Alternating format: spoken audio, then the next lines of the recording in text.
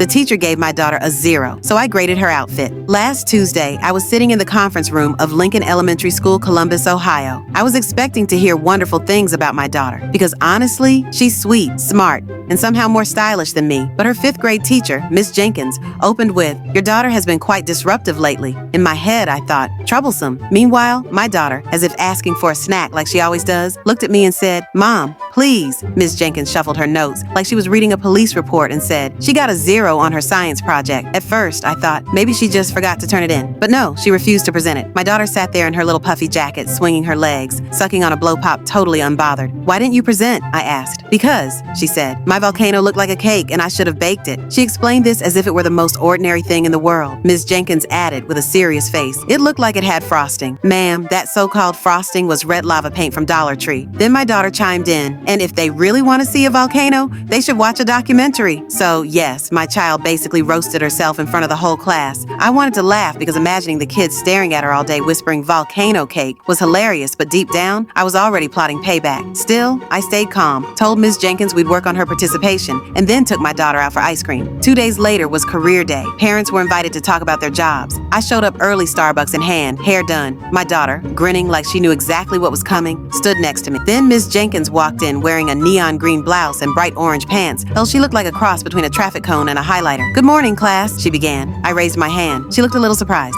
"Yes, Mrs. Carter?" she said.